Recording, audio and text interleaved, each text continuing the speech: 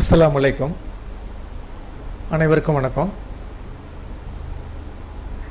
Microsoft எக்ஸலில் எப்படி sales commission கண்டுபிடிக்கிறதுன்னு சொல்லி பார்ப்போம் இந்த வீடியோவில். அதாவது இதுக்கு என்ன யூஸ் பண்ண போகிறோம்னா, இஃப் எஸ்ன்னு சொல்லி ஒரு ஃபங்க்ஷன் இருக்குது, இப்ஸ்ன்னு சொல்லி ஒரு ஃபங்க்ஷன் ஒன்று இருக்குது, ஃபார்முலா. அந்த ஃபார்முலா பற்றி பார்ப்போம். இப்போ இங்கே என்ன கொடுத்துருக்கேன் பாருங்கள். ஏங்கிற ஒரு காலம் கொடுத்துருக்கேன், அதே மாதிரி பிங்கிற காலம், அதே மாதிரி சிங்கிற காலம் கொடுத்துருக்கேன். ஏ காலத்தில் நான் என்ன கொடுத்துருக்கேன்னா சேல்ஸ்மேனுடைய நேம்லாம் கொடுத்துருக்கேன். பி காலத்தில் நான் என்ன கொடுத்துருக்கேன்னா அவங்களுடைய எவ்வளோ மந்த்லி வந்து எவ்வளோ சேல் பண்ணியிருக்காங்க, ஒரு மாதத்துக்கு எவ்வளோ சேல் பண்ணியிருக்காங்க சொல்லி கொடுத்துருக்கேன். இப்போ அவங்களுக்கு எவ்வளோ சேல்ஸ் கமிஷன் கொடுக்க போகிறது, கமிஷன் மட்டும், சம்பளம் கிடையாது, கமிஷன் இவ்வளோ பண்ணியிருக்காங்க, அதுக்கு மட்டும் கமிஷன் மட்டும் எவ்வளோ கொடுக்க போகிறோம் அப்படின்னு சொல்லி இங்கே கண்டுபிடிக்க போகிறோம். அதுக்கு என்ன ஃபார்முலா யூஸ் பண்ண போகிறோம்னா இப்ஸ்ன்னு சொல்லி ஒரு ஃபார்முலா, இப்ஸ்ன்னு சொல்லி ஒரு ஃபார்முலா யூஸ் பண்ண போகிறோம். அது எப்படி யூஸ் பண்ணுறேன்னு சொல்லி பாருங்கள். இப்போ இந்த இடத்துல ஈக்குவல் டு கொடுத்துருங்க. ஈக்குவல் டு கொடுத்துட்டு இப்ஸ்ன்னு சொல்லி கொடுத்துருங்க. கொடுத்துட்டு ஓப்பன் ப்ராக்கெட்டில் எந்த செல்லுன்னு இது பண்ண போகிறோம், இந்த செல்லு இதை வச்சு தான் நம்ம கண்டுபிடிக்க போகிறோம். அப்போ B2 கிளிக் பண்ணிங்க. B2 கிளிக் பண்ணிவிட்டு இப்போ அதுக்கு முன்னாடி இங்கே பாருங்கள், ஒரு கண்டிஷன் வேணால் கொடுத்துப்போம். என்ன கண்டிஷன் தான் இப்போ எக்ஸாம்பிளுக்கு இந்த இடத்துல கொடுத்துக்கிறேன். கிரேட்டர் தென் ஈக்குவல் டு, அதாவது 1,00,000க்கு மேலே போச்சுன்னா, அதாவது 1,00,000க்கு மேலே அவங்க சேல்ஸ் பண்ணியிருந்தாங்கன்னா அவங்களுக்கு வந்து கமிஷன் வந்து 5,000 ரூபா. ஓகேங்களா? 1,00,000க்கு மேலே இருந்தாங்கன்னா அவங்க வந்து 5,000 கமிஷன்.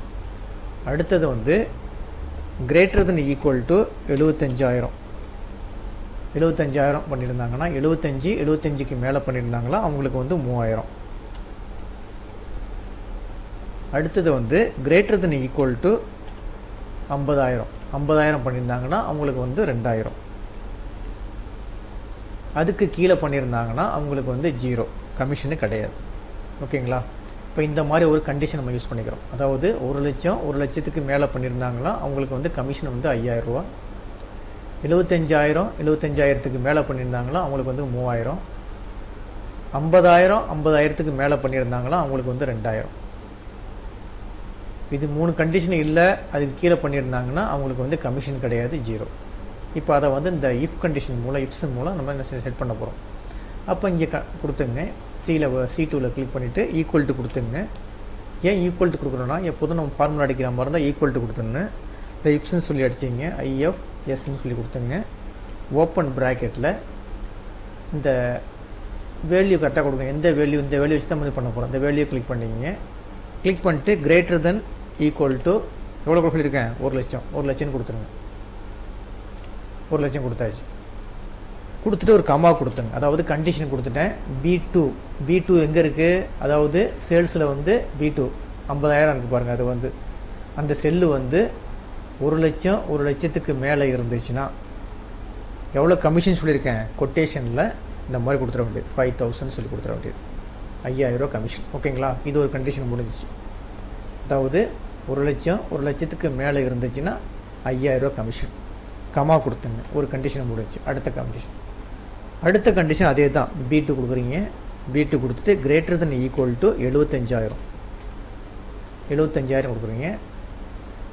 75,000 கொடுத்துட்டு ஒரு கமா கொட்டேஷனில், அதாவது 75,000க்கு மேலே இருந்துச்சுன்னா 3,000 சொல்லி கொடுத்துருக்கேன். 3,000 கொட்டேஷனை க்ளோஸ் பண்ணிவிடுங்க. அதுக்கடுத்து ஒரு கமா கொடுத்துங்க. கமா கொடுத்துட்டு அடுத்து 3வது கண்டிஷன் அதே தான். B2 greater then equal to 50,000, 50,000 இருந்துச்சுன்னா ஒரு கமா கொடுத்துட்டு கொட்டேஷனில் 2,000 கொடுத்துட வேண்டியது. ஓகேங்களா? இவ்வளோதான் 3 கண்டிஷன் நம்ம அப்ளை சொல்லியிருக்கோம். அதாவது 1,00,000க்கு மேலே இருந்துச்சுன்னா அவங்களுக்கு வந்து 5,000 கமிஷன் கொடுக்குறோம். 75,000க்கு மேலே இருந்துச்சுன்னா 3,000 கமிஷன் கொடுக்குறோம். 50,000க்கு மேலே இருந்துச்சுன்னா 2,000 கமிஷன் கொடுக்குறோம். இது எல்லாம் ஓகே, கரெக்டாக இருந்துச்சுன்னா அந்தந்த கமிஷன் கரெக்டாக எடுத்துக்கும். ஒரு கமா கொடுத்துட்டு பக்கத்தில் ட்ரூன்னு கொடுத்துருங்க. இது வந்து உண்மையாக இருந்துச்சுன்னா, கரெக்டாக ட்ரூவாக இருந்துச்சுன்னா ட்ரூன்னு சொல்லி கிளிக் பண்ணிங்க. ட்ரூ கொடுத்துருங்க. ட்ரூ கொடுத்துட்டு இது ட்ரூவாக இருந்தால் இந்த கண்டிஷன் கொடுக்கணும். சப்போஸ் ஃபால்ஸாக இருந்துச்சுன்னா, இந்த 3மே வந்து எடுக்கல, அதாவது 1,00,000க்கு மேலே இல்லை, 75,000க்கு மேலே இல்லை, 50,000க்கு இல்லை, அப்புறம் அதுக்கு கீழே இருந்துச்சுன்னா என்ன செய்யும், ஒரு கமா கொடுத்துட்டு கொட்டேஷனில் 0ன்னு கொடுத்துருங்க. அவங்களுக்கு வந்து என்ன கிடையாது, இது வந்து கமிஷன் வந்து கிடையாது, 0 கொடுத்துட்டு ப்ராக்கெட்டை க்ளோஸ் பண்ணுற வேண்டியது. ஓகேங்களா, இவ்வளவு தாங்க வந்து ஃபார்முலா. ஒவ்வொரு செல்லையும் செக் பண்ணுறோம். அதாவது ஃபஸ்ட்டு வந்து 3 கண்டிஷன் கொடுத்துருக்கோம், 3 கண்டிஷன் செக் பண்ணுறோம். 3ம் வந்து ட்ரூவாக இருந்துச்சுன்னா இதனுடைய வேல்யூ ஏதாச்சும் ஒரு வேல்யூ எடுத்துக்கும். சப்போஸ் 3ம் ஃபால்ஸாக இருந்துச்சுன்னா 4வது வந்து 0க்கு போயிடும், 0ன்னு வந்துடும். ஜஸ்ட் என்ட்ரு கொடுத்தாச்சு. என்ட்ரு கொடுத்தோன்னா இங்கே பாருங்கள் 50,000. 50,000 நான் என்ன கொடுத்துருக்கேன், சாரி 50,000 எவ்வளோ கொடுத்துருக்கேன், 2,000 கரெக்டாக காட்டுது. கமிஷனை வந்து 50,000 இருக்குது, அதுக்கு 2,000 சொல்லுது.